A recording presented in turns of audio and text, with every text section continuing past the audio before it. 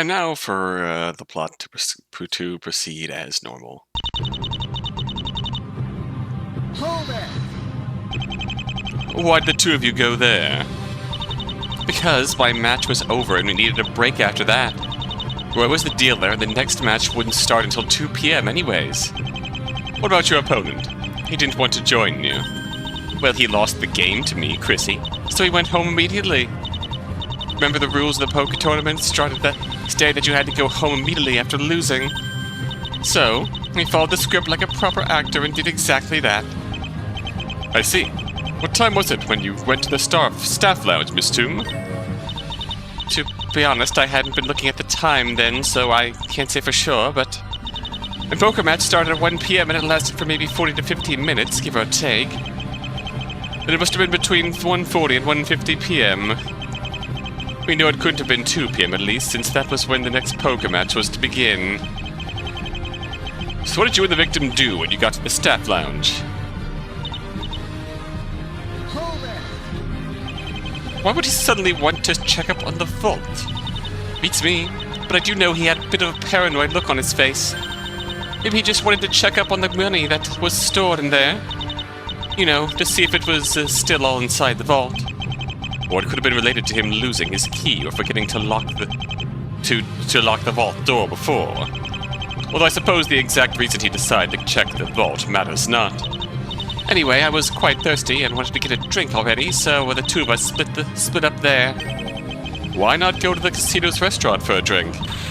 Jeez, Chrissy. Does it matter? I just wanted some tap water. Might as well go to the kitchen for that, yeah? Seriously, if all your questions are going to be this lame, you shouldn't ask me to rewrite them. If all your responses are going to be this crass, you should be rethinking who you're talking to. What did you do once you arrived at the kitchen, Miss Toom? This point is curious. Excuse me, a peephole at the kitchen door. Could you elaborate? What, does my line not have enough subtext for that to be clear? Enough for you, Chrissy? The westmost door of the kitchen has a peephole you could see into the staff lounge with. It's a tiny window the kitchen staff would pass plates of food through to the service staff, I'd imagine. If that short-handed casino had kitchen staff, you mean? That tracks, though. Could you show us on the map where you were standing, perhaps? Thought you attorneys were good at imaginative thinking, but fine. So that's where I was seeing all this happen. I was looking into the staff lounge through the peephole in this kitchen door from over there. And what made you decide to look through that peephole in the first place? That's not an ordinary thing to do if you only intended to drink something in the kitchen. Hey, I was just curious, that's all. Roy did seem a bit paranoid earlier, so I simply wondered what he was up to.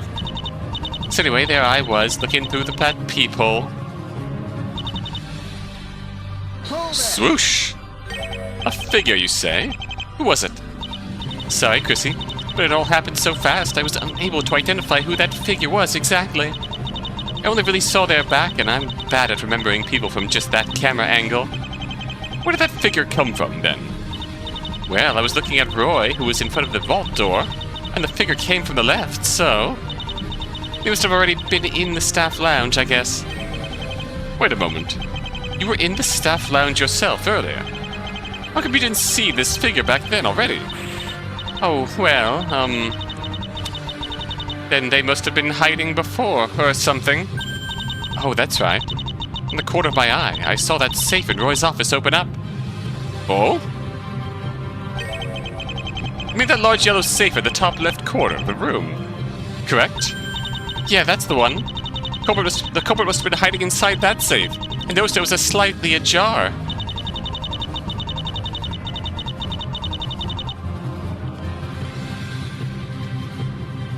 I saw a brief glimpse of it opening, and the next moment the figure had moved towards Roy. It's just new information. Shall I ask for the witness to change her test? Yes, absolutely. Your Honor, I request that the witness adds this new information to her testimony. Very well, Mr. Gavin. Witness, please amend your testimony. You mean we're changing my lines in the script now? But I spent hours practicing it yesterday. The witness will, Change her dialogue this instant. Fine, fine. She's awfully mad about this. Hold it. For the sake of clarity.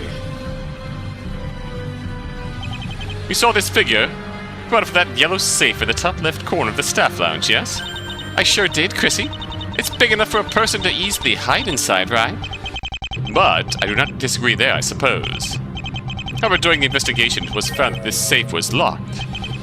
Police had a hard time opening this safe, in fact. They had a hard time. Hard time. Hard time. How could someone have entered it, then? You'd think the victim would keep it locked all the at all times. Well, I don't know anything about that myself, but maybe the culprit just unlocked the safe and locked it again sometime afterwards. And that would mean that culprit needed to have access to the safe's key and number combination. Would that even be likely? How would the culprit have known the safe's combination, even? It's not too unlikely. The culprit had perhaps seen the victim open that safe sometime in the morning. It's also, if you remember, the safe code was not that hard to guess. The safe's key was found in the victim's office. Perhaps the culprit got it from there as well. Maybe we should move on then. So what happened next, Miss Tim? Bonk. At the time you saw this, you didn't come to the victim's aid. Why not, Miss Tim? Hey, I know a dangerous situation when I see one. I wasn't about to risk myself getting hurt, too. I'm an actress. I need my beautiful face to pay my rent, you know? I suppose you don't do your own stunts, then. Okay, that was a good one. Incidentally, Mr. Edgeworth mentioned that this figure must have pulled the victim into the vault. Right after they hit the victim unconscious. But was this something you witnessed yourself as well? Of course I did. Although I suppose that since Roy was knocked out as he stood in the door opening of the vault, there wasn't much dragging that the culprit needed to do. I could still see that was what happened from where I stood, if that's what you're asking. I see. Then finally, I'd like to ask the more obvious question here, Miss Toom. What was this something that the figure used to hit the victim with? I should have known this question was going to be asked. Well, it was something rectangular, at least. As for what it exactly was, I'm not entirely sure. It was something the figure had picked up from the room, perhaps. Oh, that's right. Now I remember what it was. Oh? There are those square metal things on the table in the staff lounge, right? You mean those metal tiles that were intended for a future renovation of the vault? Yeah, exactly. The figure smacked Roy square in the back of his head with one of those metal tiles. Perhaps we could use this. Shall I bring us to? Sure.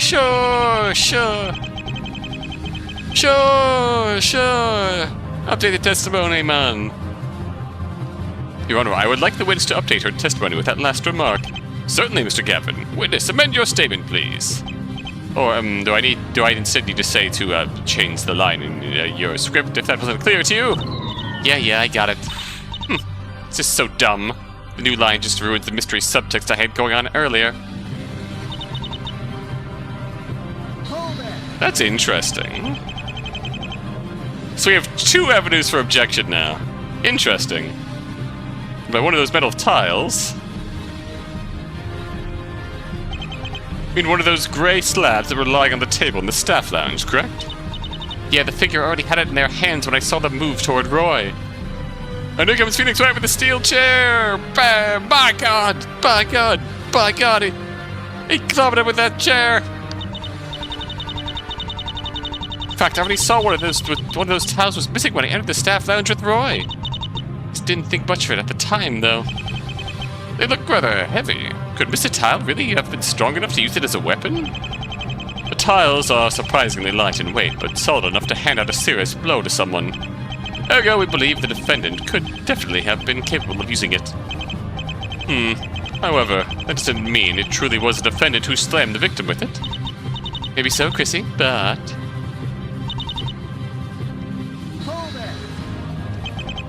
how could we be so certain that this figure was the defendant? Could it be possible that this was an unknown assailant who wanted to rob the casino?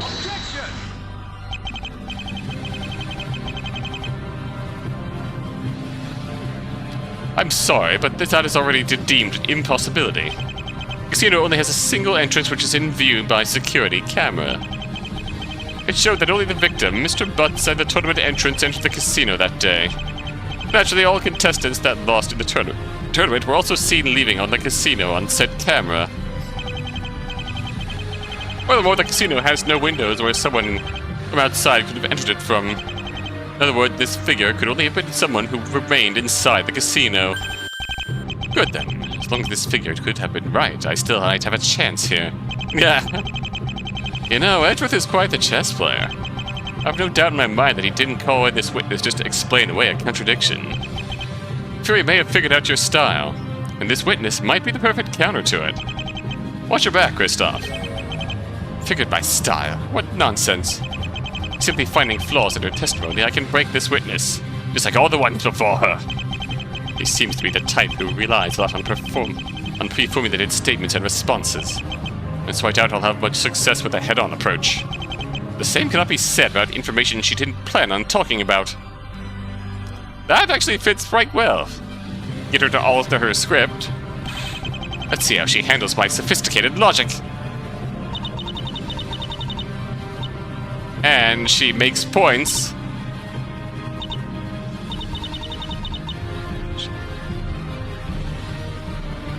So the thing about the other save, if we present the second save, the second save is still locked. There's like no room in the safes for the save. It's the Matryoshka safe. You could not have seen a figure come out of that safe, witness. I love the glasses shift. Oh, there's a little animation to it too. Yeah, he's doing the glasses thing. Hopefully we get another variation where his eyes glisten. What's with the sudden confidence, Chrissy? That's a bit out of character for you. The joke's on you. I did see them come out of that safe. It's even written in my script now. I see your script has not put into account that it would be impossible for anyone to hide in there. Well, there was this other safe inside the yellow safe you claimed that figure was hiding inside. A safe within a safe? That's not supposed to appear in this scene. But surely there was still enough room for someone to hide in that yellow safe, right? I beg to differ. The second safe was of similar size as the first one. Just small enough that it only barely fits inside, like a Matryoshka doll of stainless steel. Same brain, Kristoph! Same brain! There'd be no space left for a person to hide inside. Yeah, well, then the culprit must have opened that second safe too, so that they could have hidden inside that. If that second safe is of similar size, then it would have been big enough to hide inside there too. Just close the doors of both safes while inside and you'd be out of view, all the same. That is impossible. Entirely impossible, I'm afraid. And how is that impossible? Exactly. Witness, you testified that you saw the yellow safe to be slightly ajar, and mostly closed. And I can imagine someone climbing inside the inner safe and closing the door of that safe. But then you'd obviously be unable to close the door of the outer safe anymore. And closing the door of the outer safe, keeping it open for the inner safe is impossible as well. After all, the outer safe would not be able to close properly with the inner safe's door hanging out. What? This is a curious point indeed. Where? I feel like we're missing the point. The outer safe. The inner safe needs like 3 concurrent. Strange. Drift hasn't made an objection yet, or commented much of anything. Just move on then. So, how do you explain this discrepancy, witness? I really thought that. I guess the point is that it would be impossible to keep both doors ajar. And conspicuous?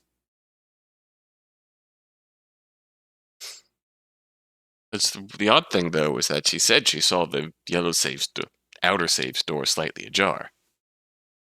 Which feels like it would fit in with this, but maybe I'm misreading things.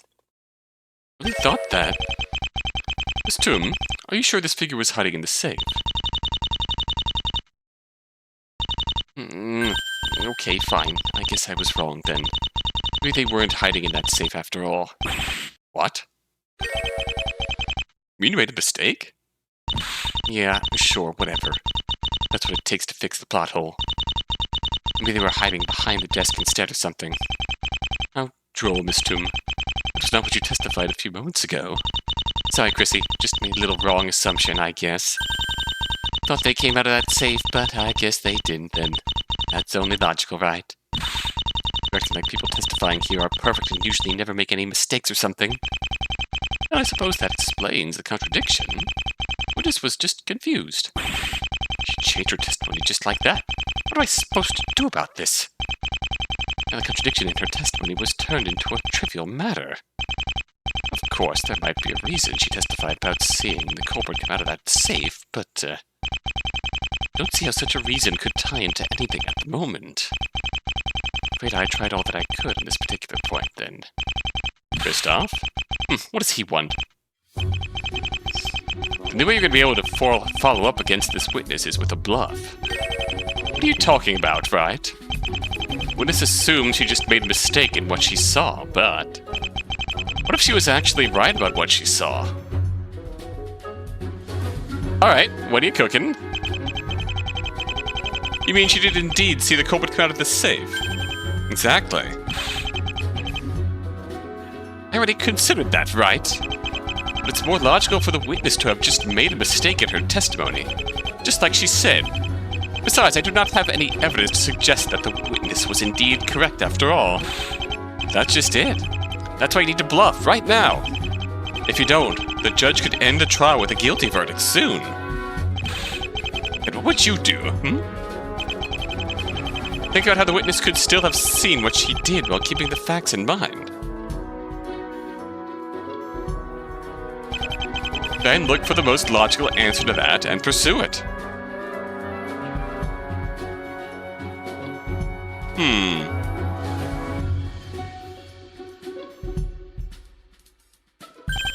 Go ahead, you try it.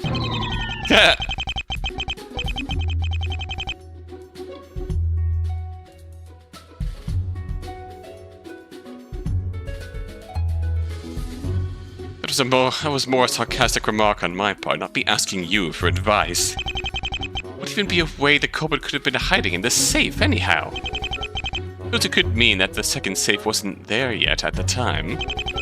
That'd be ridiculous. There's nothing suggested it wasn't always there. More importantly, what good will it do to point this out now? It won't help me in any way. Is Wright really expecting me to propose this to the court with all that taken into account? Thinking about this is pointless. You should know better than to consider what Wright has to say. It's just a misstep on the witness's part. Why waste time huming it? Why waste time huming it? It could be otherwise. If there's nothing else, do I take it that you are finished with the cross-examination, Mr. Gavin? Your Honor, wait. There was another point of interest in the testimony. Please allow me to examine it one more time. Well, only because it's you, Mr. Gavin, but please make sure it is something substantial this time. If it is not, I may have to conclude there's nothing more to this case, and thus we'll have to end the trial. Kristoph, hold up. Don't let this opportunity go to waste. Right, I got it covered. I know what I'm doing, alright? Alright, we'll now continue.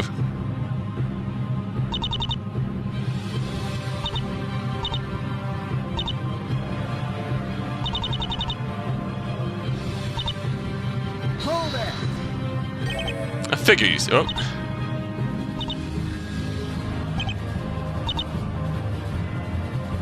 You came for this, so...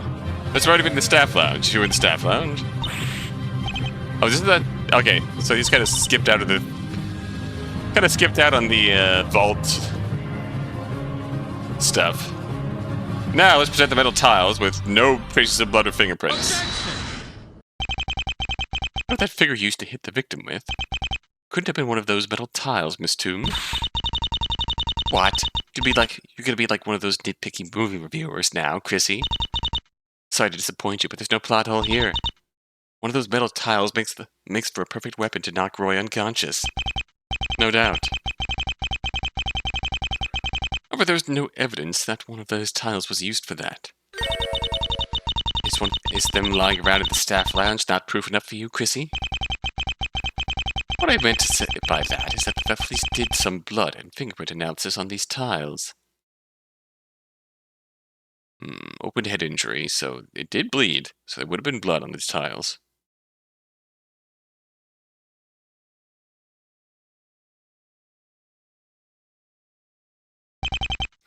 And yet, no traces of blood or fingerprints were found ever found on any of them. Wait, that's just your subjective reviewer opinion, right? Sadly, I don't think anyone could give you a testimony of 5-star rating. If you really saw the victim get hit by one of these tiles, how come there's no blood or prints on them? Well, those could easily have been wiped off by the culprit, yeah? I don't think so. The police used a chemical named luminol to detect traces of blood. Even if the culprit had wiped the tile clean, the police still would have gotten a reaction out of it. Maybe the tile the culprit used didn't draw any blood when they hit Roy with it. That is not the case either. There's already a piece of evidence that proves the contrary. But there is. I must ask you to present this piece of evidence, Mr. Gavin. Oh, autopsy report, open head wound? I was just looking at that. Take that! Correct. In addition to the stab wound that killed the victim, the autopsy report states that the victim suffered from an open head injury due to blunt force trauma. Naturally, the weapon that was used to knock out the victim must have certainly have drawn blood then. So I reiterate again, Miss Toom. The weapon you saw could not have been one of those metal tiles. What? Should use a bunch of lies! I've got her now. Miss Toom, I must ask, are you certain it was a metal tile that knocked out the victim? Well... Well... Who cares what it really was? What's this? You specifically stated that the object was one of these metal tiles, Miss Toom. Clearly she was just making it up as she was going along, and it didn't matter in the end. I guess it wasn't, just like you said, right? So what? All I know is that the object was something rectangular. Could have been Roy's laptop, too. Could have been something else the police didn't do tests on. I don't know why, but my first thought before we went to the metal tiles was like a laptop. Maybe the culprit managed to hide it somewhere, whatever it was. Doesn't really change anything else that I saw, does it? Don't be such a joyless nitpicker. Suppose that is true, though I am curious what this object could have been and where it is now. Mr. Edgeworth, could you perhaps answer that question for the court? I regret to inform that the police were unable to locate this object as of yet, Your Honor. However, it is as the witness says, whatever this object was exactly is of little significance. Tough luck, Chrissy. What is going on here? How is she dismissing my arguments like it's nothing? Made the flaw I pointed out appear as something minor. Can I even do anything about this? I think I'm mistaken thinking that this contradiction could have been more significant then. Kristoph? What now? You know who can help you out in this situation? A Bluff.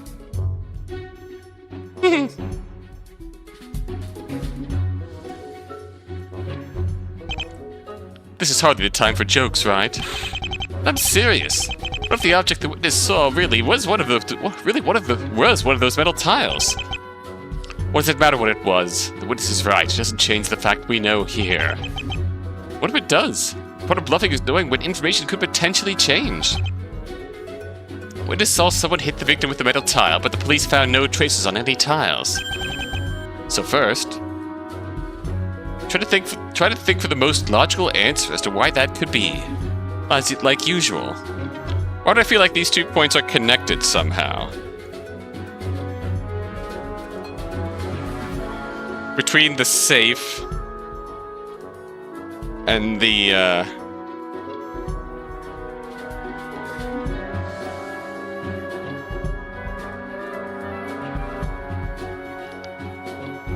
between the safe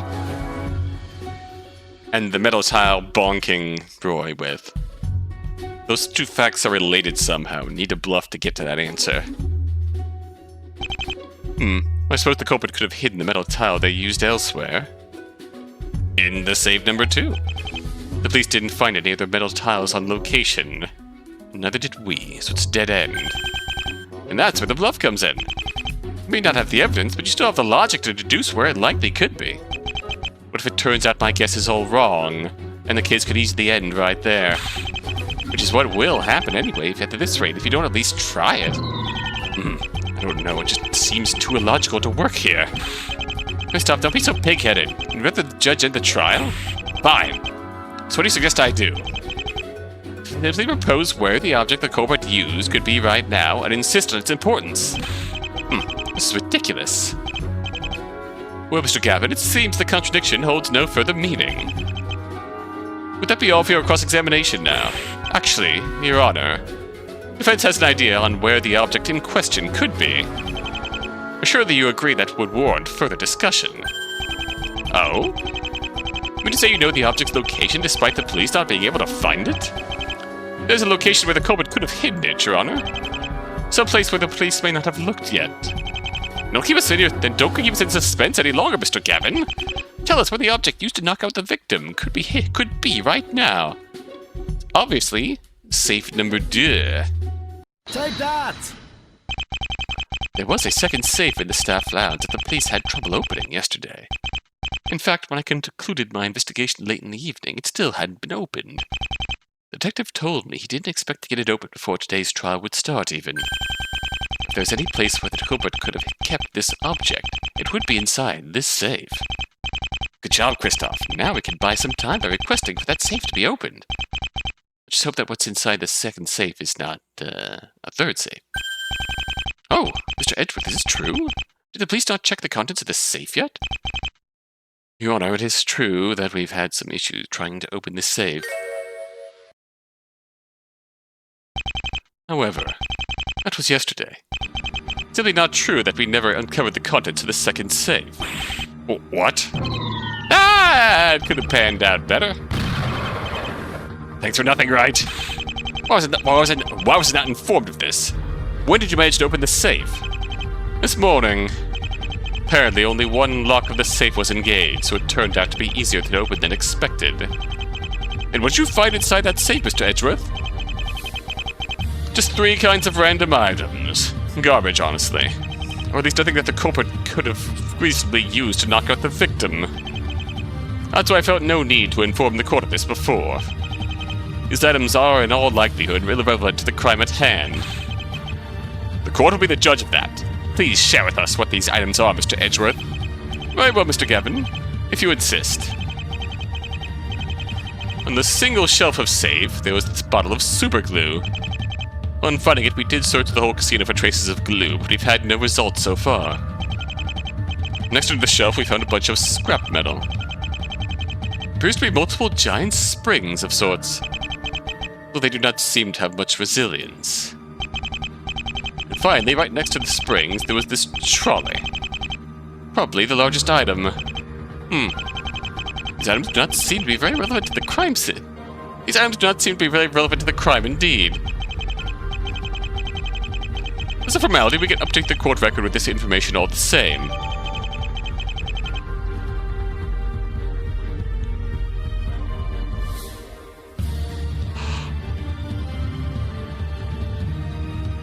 Okay, so, yep, second safe. And here's how I see that none of these items could have reasonably been used to knock out the victim. Indeed, Your Honor. Of course, we will continue to look for it. Once again, it is not exactly relevant what it precisely was. See? Now I tried bluffing and it amounted to absolutely nothing. Even made a complete fool of myself. It's proof that it just doesn't work. Do I do this on purpose? To make me fail? This could have marked the end of me. Kristoph, don't do anything hasty. Messed him, there might be still be something you can do here. What nonsense is he babbling about? Better off focusing on my usual methods. Well, then I do believe we've explored the case to the fullest extent by now. Let's witness no simple amendments to our testimony. Did Edgeworth anticipate this? This was a regular case I'd be defending for. I could simply claim that the witness is unreliable, that she's making up falsehoods. Then suggest that this witness is the true culprit and win the case my way. This time I cannot do that. I have to convince the court this crime was done by Wright instead. I suggest that this witness is the culprit now, then this trial won't end with Wright arrested. What I can do now is try one more time with the judge for another chance. I'd like to end the cross-examination here. Objection! Your Honor, just one moment. I'd like to go over the witness's testimony one last time. With this new information in mind, maybe?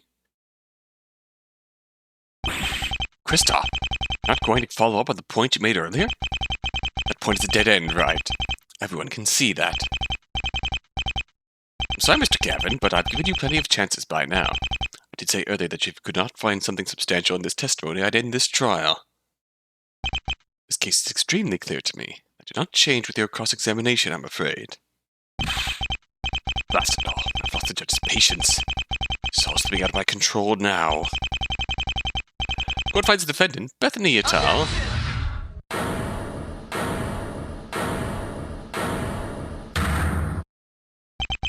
Your Honor, please wait one moment. Right? What do you think you're doing? Helping you out, of course. Mr. Wright, what is this sudden outburst? This better be very important. I could not help but disagree that the case was explored to its fullest extent, Your Honor. Everything has been thoroughly discussed now, Mr. Wright. Not everything, Your Honor. There's an enormous gap in the witness's testimony. Explain further, Mr. Wright. Ms. Toom only testified about what she saw when the victim was being knocked out. What was she doing after she saw this happen? What do you mean? All I did was practically shaking in fear until the police arrived. There's not much else that happened. I didn't even have any lines for that part. You testified that you saw this happen after your poker match. And thus before the next semi-final poker match was due to begin at 2 p.m., right? I mean, yeah, it was probably no later than 1:50 p.m. or so when I saw this happen, but what about it? And the time the police was called was 2:10 p.m. It was one of the other two witnesses who made the call. Wright, of course, knew that detail because he was one of the other two witnesses. So you witnessed an assault happen around 1:50, but the police wasn't informed until 2:10. And the person who did inform them wasn't even you. The question that arises should be quite clear. Why didn't you do anything to call for help during this 20-minute time gap? This wasn't even in the script! Wow, God! Order! Order! Right. Why is he helping me? Doesn't he suspect me of trying to pin the crime on him? It'd be in his best interest for him if the trial were to end, no? Is he up to something? Does he genuinely want to help me? Do you suppose it would be premature to end the trial without an explanation for this? Well, witness, could you answer Mr. Wright's question for us? Is it true he didn't call for help? Hey, what gives? The script says I was only supposed to give testimony about seeing Roy get knocked out, right? Just answer the question, Miss Toom. Fine then. I did in fact call the police, jackass. And the police should be able to confirm that too.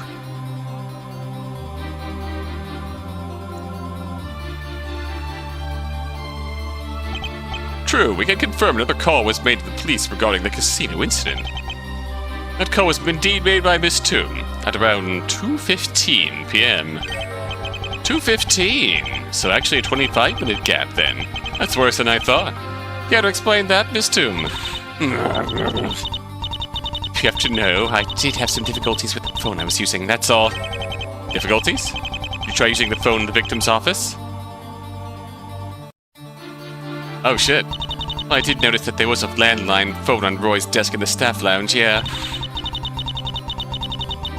I wasn't about to enter that room again just to call the police after seeing Roy get attacked. What if the assailant would hear the door open? It would have come for me next. What phone did you use then, Miss Toom? My mobile phone, of course. What else would I use? Wanted to call the police as fast as I could. Huh. Did you see it too, Kristoph? A contradiction. Mr. Wright, is there anything you'd like to share with the rest of us? There's an inconsistency with what the witness just stated, Your Honor. The defense has evidence to back that up. Why is he looking at me? I see. Well, Mr. Gavin, can you show us what this piece of evidence is? Me, Your Honor? You're the defense, are you not? It is Wright who's making the claim here. It should be easy for you, Kristoph. You should know the answer to this as well. What is strange about the witness using her mobile phone to call the police? Ironic that we're using the doctored invitation to Phoenix. Take that! To explain this is... something the matter, Mr. Gavin? Go ahead and show it, Kristoph. That's indeed the piece of evidence I was talking about. This is the evidence I partly forged to implicate Wright. I can present this now. I'd wonder why his name and a threat was written on the invitation. I have no idea where Wright's current line of questioning will lead to, but right now he is my only hope of prolonging this trial. If I present this now, Wright will have confirmation of my plan of trying to indict him. He will no longer have a reason to help me. Here, it will thus end his line of reasoning, ending the trial. Problem is, it's also the only piece of evidence to explain the contradiction in the witness's statement. This is a conundrum with disastrous results no matter what I do. Could Wright have been planning this from the start? Is that why he didn't let the trial just end before? Because he wanted confirmation of my plan? Of course, me simply failing wasn't enough for him, was it? He wanted to humiliate me even further. Just like last time with the mission case. Mr. Gavin, do you have something to show to the court or not? Kristoph, if you don't show that piece of evidence soon, the judge will end this trial. Come on, I didn't decide to help you out just to stall, you know. Looks like I have no time to consider my options further here. What should I do? We can choose to present or not present. I wonder, though. Not present. My apologies, but I have no idea what Wright is talking about. Vince does not have this supposed evidence. What's this now? Kristoph, I know you have it. It was there when you received it from Miss Toom yesterday, remember? In fact, it's the paper you're holding on to right now. Just show a little confidence it's the right answer. Right, this isn't the... I know. You're nervous because you're not used to bluffing. Don't worry, just leave it to me, okay? I'll take care of it for you this time. Just give me the paper. No, he'll read it. Go with that, right? Kristoph, just let go of the evidence. It'll be fine, okay? I promise. Got ripped in two. Thank goodness, I have the fourth part. Sorry about that, Kristoph. You pulled so hard it accidentally tore the paper. Apologize as well. Fortunately, it should be still be usable as evidence, at least. Is everything all right, defense? If you do have that evidence, I implore you to show it now. Aha! Now, the contradiction can be safely explained without having to show the court the forged part. Better explain this myself to ensure that it happens that way. Of course, Your Honor! The evidence in question is the invitation for the poker tournament. Part of that invitation Mr. Wright now holds includes a list of rules the entrants have to follow. Miss Toom, you two were one of the poker tournament contestants, were you not? I'm very curious. Yeah, as long as the header and the name get ripped off, Kristoph is still in the clear. What about it, Chrissy? One of these rules states that all mobile phones had to be stored in the casino's locker room. I mean, yeah, Roy said it was a measure to prevent cheating in the tournament. At the time of witnessing this assault, you were in the kitchen after finishing your poker match. You wouldn't have had your mobile phone with you then, correct? Well, yeah, obviously. That's why I went to the locker room in order to get it, duh. Is it really now, Miss Toom? That seems rather strange, right, Kristoph? Why, I agree. That is very strange indeed. What? What's so strange about that? I'm playing perfectly according to the script here. Miss Toom, you mentioned earlier that you didn't go back into the staff lounge upon seeing the assault. I'd imagine it'd be very hard for you to go into the locker room if that is indeed true. Huh? I'm just ad-libbing and making stuff up now. Why would I be able to go from this locker room or the kitchen without passing the staff lounge? Is Larry's frickin' samurai? This is an inflatable steel samurai, Your Honor. A security guard brought it to the casino yesterday. What does that dumb prop have to do with anything? It's simple. If you claim to not have gone by the staff lounge to the locker room, then you must have exited the kitchen from the eastmost door. However, that door was blocked off by this inflatable steel samurai. Huh? It was already there in the morning, and it was still there by the time I started my investigation. So how could you then have gone to the locker room? A rather weak argument, Mr. Gavin.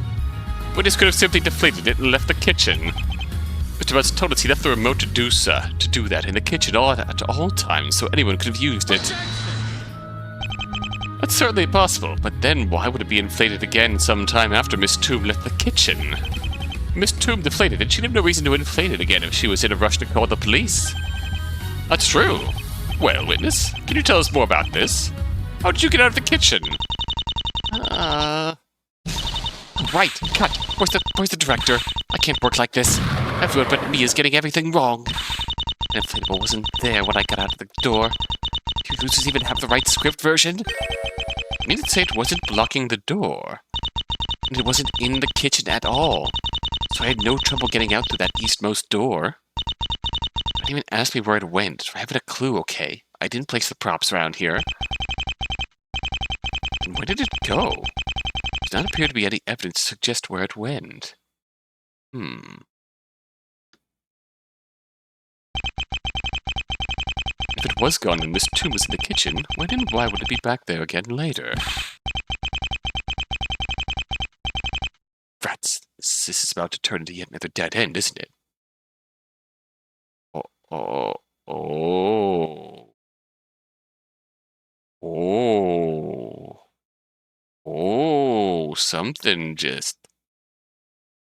Something's cooking in my head. It's a steel samurai making a pose who can inflate and deflate on whim.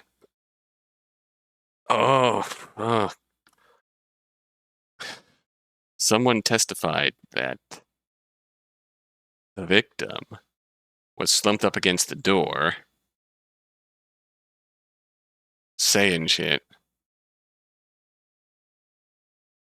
was stabbed, stayed there against the door, and then eventually fell down. And the steel samurai inflatable wasn't in the kitchen at the time because Libby didn't see it. Oh, something's cooking.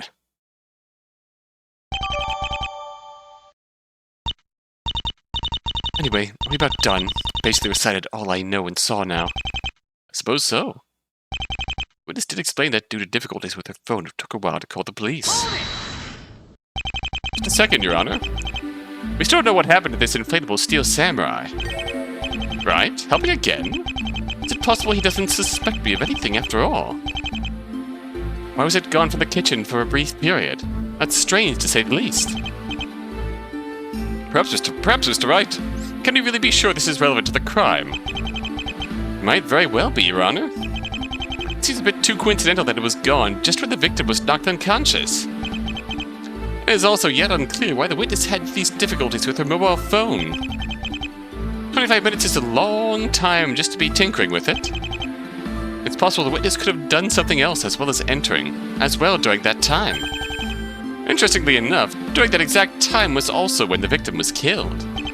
As such, the defense requests Miss Toom to testify about her exact movements to the locker room. I believe with a formal testimony from the witness, we could clear up if this truly is relevant or not. I see. Well, what's your opinion on this, Mr. Edgeworth? I agree with Mr. Wright that it would be wise to look into these matters with more scrutiny. See no harm in making sure there is nothing more to these points before we reach a verdict. I guess my point, if you haven't seen it yet, is that I think that missing steel samurai was in the vault during the witnessed murder.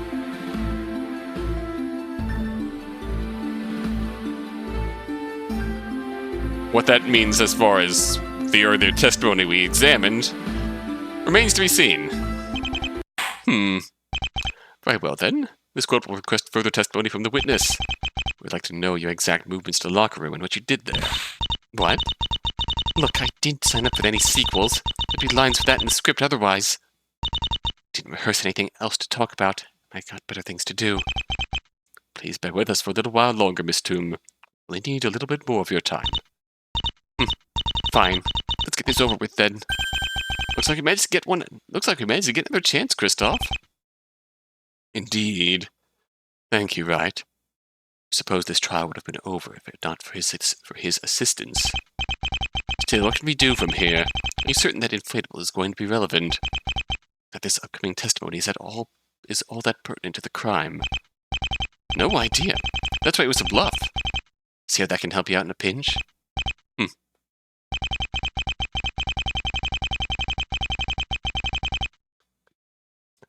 What I do know is that the witness looks a bit agitated about having to testify again. And we already know from the thing I can say about how a clever bit about her character is that we've already shown that she makes mistakes when she's forced to ad-lib and make assumptions about shit. And now she's about to give us a full testimony of ad-libbed assumptions. So we're truly in no man's land. We have no clue what we're going to get out of this. And it's awesome. It's as if she's trying to hide something. But it might just be what we need to turn this case around. Could Wright be suspecting Miss Toom of the crime? Wait, what if Miss Toom is the true culprit here? What if Miss Toom is the true culprit here? Wright and possibly Edgeworth seem determined to find out if that possibly could be the case. If Miss Toom would be revealed as the true culprit, that would ruin my plan of convicting Wright. Yet, this is the only lead I can follow up on here. If I don't, the judge will end the trial. I somehow have to make sure it doesn't come to Miss Toom being accused for the crime. But how? The witness may give her testimony now. Yeah. I feel like there's a positive ending route here where Kristoph can hang on to his new life and win this game with the devil by actually befriending Wright and getting his help to sort through the Misham issue after the fact. Like, there's time to correct his time bomb murder stamp before Drew Misham dies. And get through this. Hell, he can get through this by not being in the Borscht Bowl Club when Shotty Smith shows up. And hell, he can really improve himself a whole fucking lot by just fucking befriending Wright and changing for the better. Whoa, God. Alright. After seeing Roy get attacked, I immediately ran to the locker room to get my phone. When I arrived at my locker, I found out my phone's battery was empty. As a result, I was forced to wait until my phone was charged before I could call the police. I stayed in the locker room that entire time until my phone was charged up enough to make the call. Oh, that's it? That was a rather bare testimony. Locker room, side hall. Anything happened in the side hall? Of course it was. There's nothing else that I did, after all. Oh, I see. I hope this won't turn out to be a waste of time. In Kristoph, we have to avoid a repeat of the last cross-examination or it's all over. This witness is quick to change her story when the facts don't favor it. I mean, she'll eventually maneuver into a position where the flaws you point out don't apply. Since we're lacking evidence, that means we're not able to take on this witness without a bluff or two. But first, we have to open up another opportunity for that. Right, now for the advice on bluffing. What works for you in court is not how I do things. Hey. Of course, he's still feeling the, I gotta get you convicted of this, right? That's gonna be hard to overcome yet. We'll get through some of this, I suppose. What if he's right, though? What if I can't win unless I bluff her out?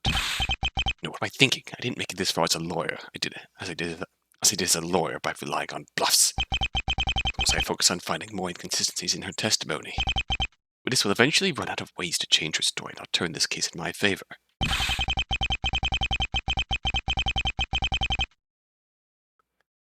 I'll prove to Wraith that you don't need to rely on luck and bluffs to win this case.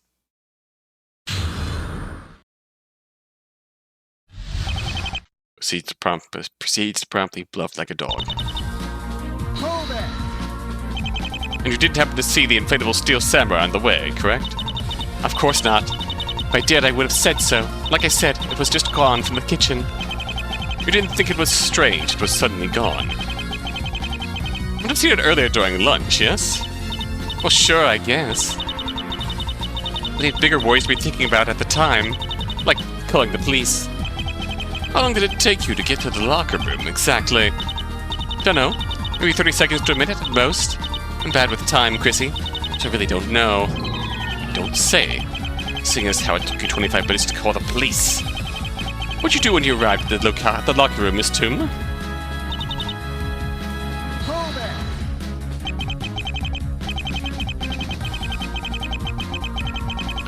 How come it was empty? You didn't turn off your phone when you stored it in the locker room before? Yep, guess so. But you forgotten to do that. I don't like turning off my phone to begin with. Never want to miss a call, you know. What if somebody wants to hire me for an acting role? What if one of my friends has some juicy gossip about one of my other friends? What if you missed those calls due to an empty battery? Anyway, it was not like I could use a phone from one of the other contestants instead either. Those were stored in their own personal lockers, which I had no access to after all. So,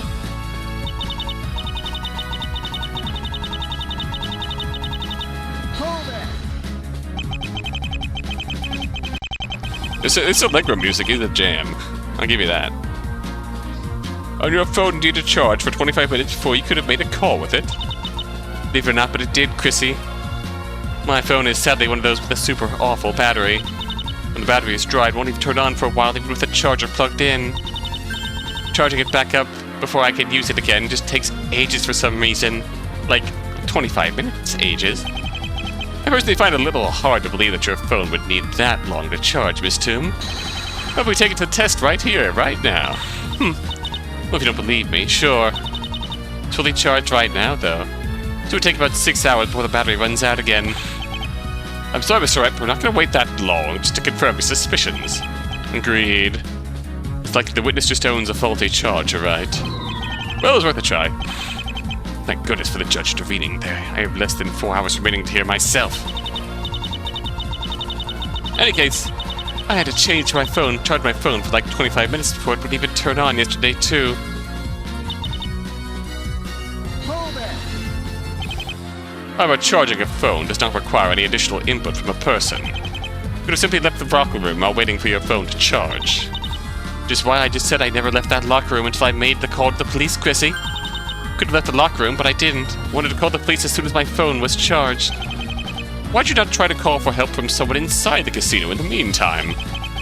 Maybe from someone who was outside the casino. Which those people aren't the police, Chrissy. As if anyone but the police would risk their lives stopping some lunatic. At least I sure wouldn't. So in other words, save yourself before thinking about the peril of others.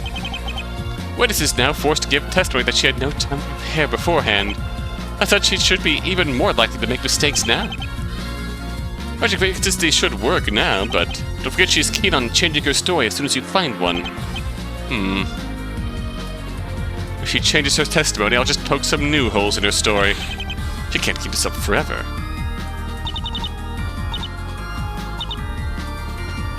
Forced, you say? I disagree. Objection! There's a payphone in the hallway. Forced to wait, you say? Make it sound like you had no other choice but to use your mobile phone. That's because I did, Chrissy. Make it sound like I did have another choice to call the police. That's because you did, Miss Toom. That's a cute bit of a... I like that. and a more convenient and quick choice at that. Namely, this payphone that was in the main hall. Oh, that choice. You went for the kitchen to the block room, yes? You couldn't have gotten there without passing through the main hall where this payphone was. And earlier you said you wanted to call the police as fast as you could. Do you mean to say that you ignored this payphone and took a longer route to a usable phone? On top of that, you found out your mobile phone's battery was empty. And you knew it would take a long time to charge before you could make a call with it. So why did you use the payphone to call the police instead?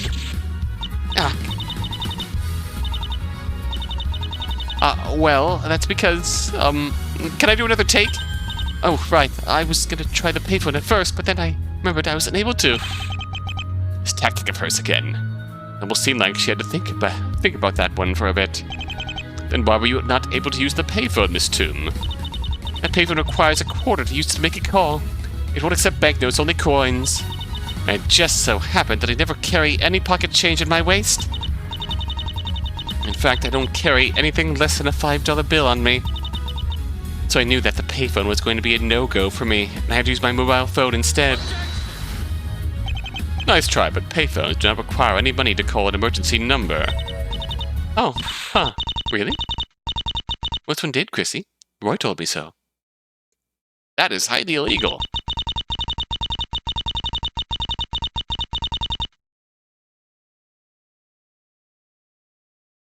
That is highly concerning. You told me you had that payphone modified, so you would need to pay even just to call the police. Say you didn't want customers to have any excuse to use... What?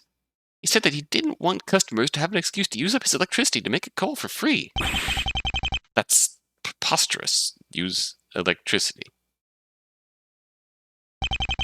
Preposterous but true, I'm afraid. Police did confirm the payphone needs 25 cents to make any call. It would seem the victim was not very keen on following the law if it meant making an extra quarter.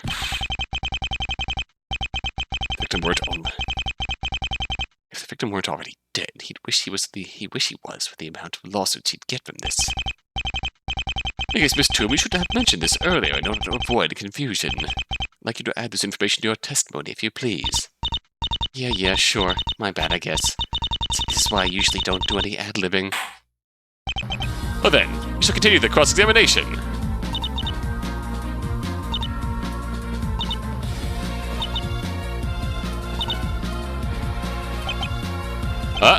Did that get added? Oh, right. There it is. Hold it! So you're saying you never carry any small change on you? Are you next going to ask me to open up my wallet to prove it, Chrissy? Because I could do that. Not at all. Just that it would have been prudent to have some coins on you for emergencies like these. Are you crazy? That's money for hobos. Oh God. I don't want those constantly asking me for change. You couldn't have procured some change from somewhere in the casino to use the payphone with. Like from where? The cash register in the restaurant was tightly locked. I'm not like you, who picks that trash up off the ground whenever I happen to see it, Chrissy. Well, that explains why you were chased by a hobo all day yesterday. You're one yourself. That's a low blow, Miss Toom. I was practically leading the investigation yesterday. Getting real tired of all these jeeps in the courtroom. Also, a nice callback. A nice callback that serves as a nice hint. So anyway, my only real option was to use my mobile phone in the locker room, but... I guess she made the same comment about picking up trash right when he picked up this. False! Witness, what you just stated is inconsistent with the evidence. What you just stated is inconsistent with the script, Chrissy. Here, let me tell you how this scene is really supposed to go. In this scene, the judge is going to give you a big fat penalty while I laugh at you and you cry. Okay, everybody? Ready, set, and go. I see no inconsistencies here. I hope this isn't a sign you have jumped like a shark, Mr. Gavin. Okay, you're up next, Chrissy. I'll play no part in this charade, thank you. Fine, have it your way then, you old sourpuss. I'll just correct my testimony. Did I hit the wrong thing here? I did not. can't do that yet.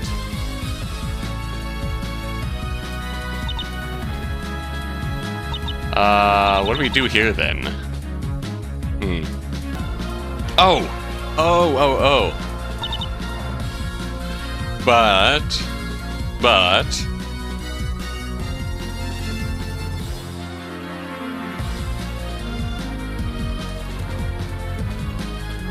Hang on. We're cooking. Libby bought a samurai dog. And with $19 divided by 4, it gets us to $4.75. So she should have gotten a quarter change. In theory, unless she donated it to the Larry Butts Go Away Fund.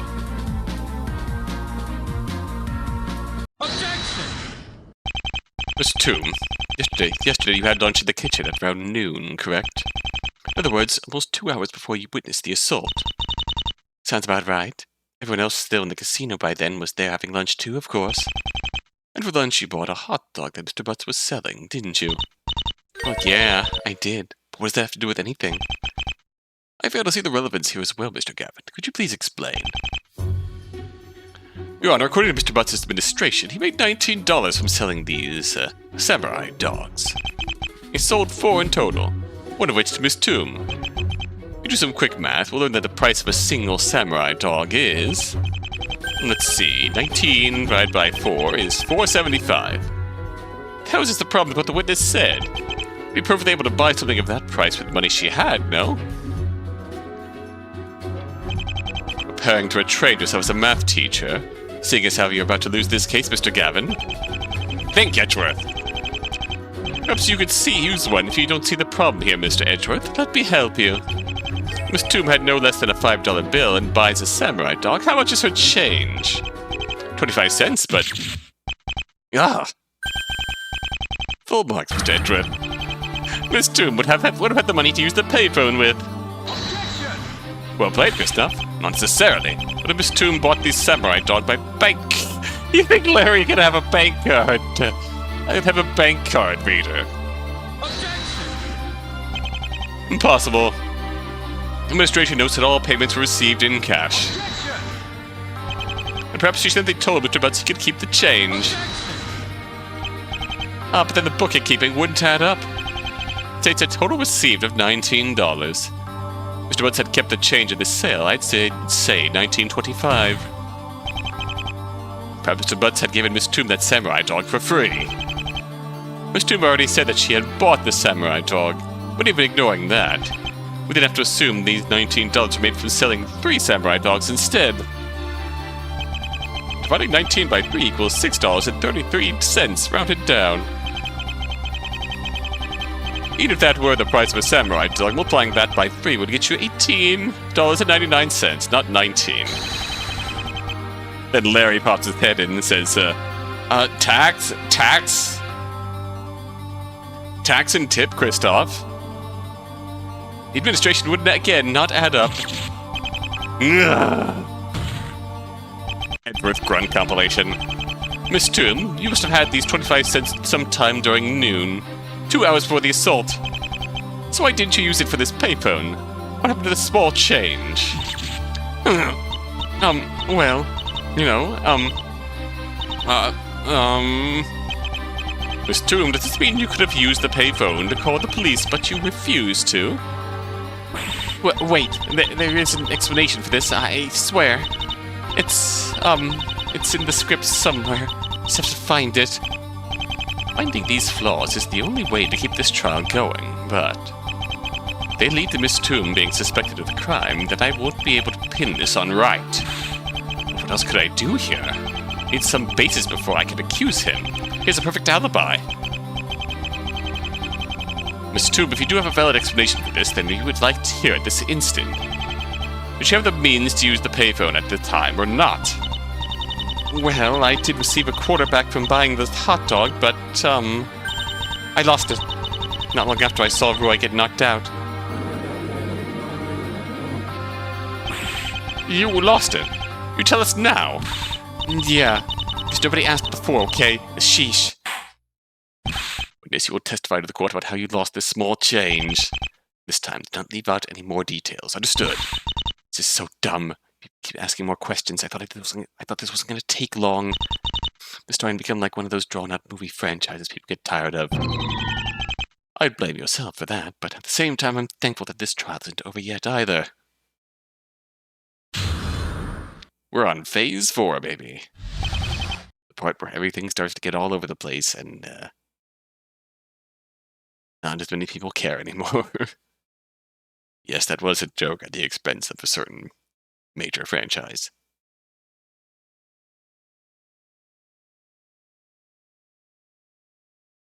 No, I would play a million of these before I go see more Marvel movies. This case is way better than... I'm digging myself into a hole here. I love this case. I don't even follow those movies anymore. Anyways, moving on. Is there some change?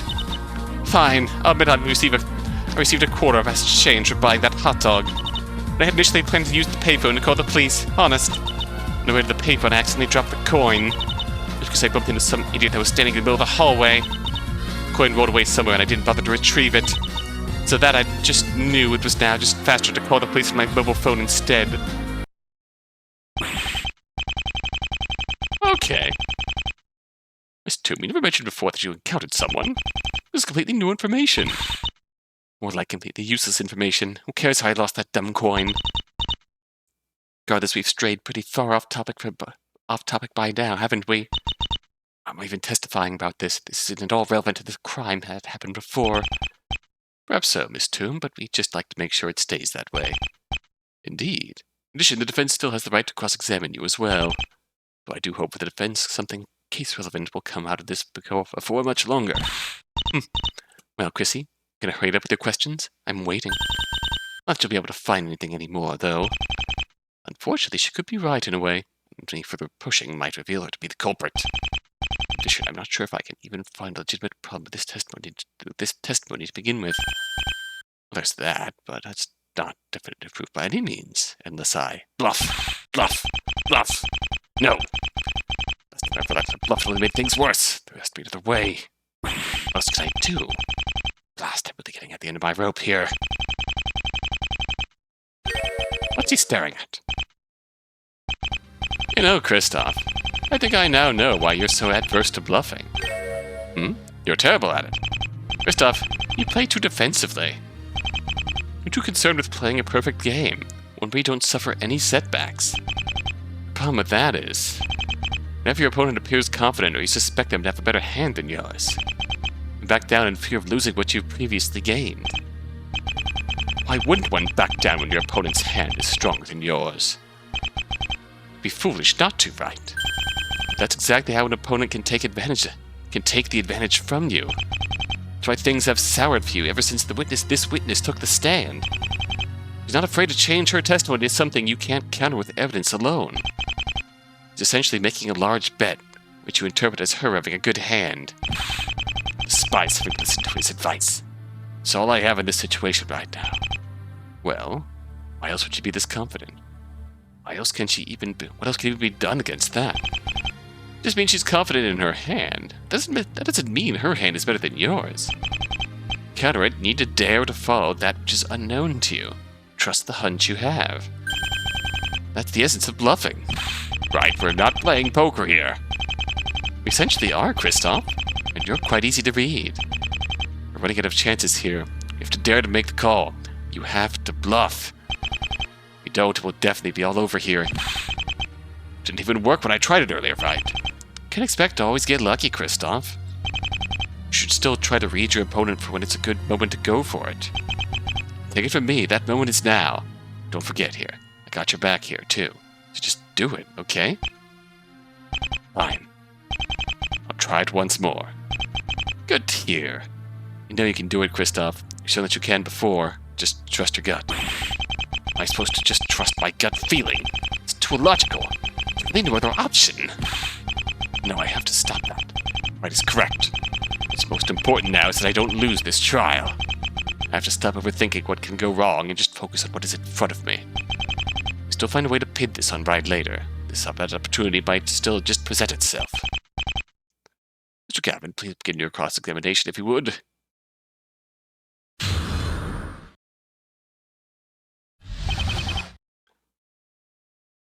Listen here, on the surface, this testimony is about dropping a quarter. But how impressive is it that you've given a testimony about dropping a quarter? Serious friggin' plot and character stakes. You've given a testimony about dropping a quarter in the hallway. Serious plot and character stakes. Just think about that for a moment. That's awesome. I'm loving this.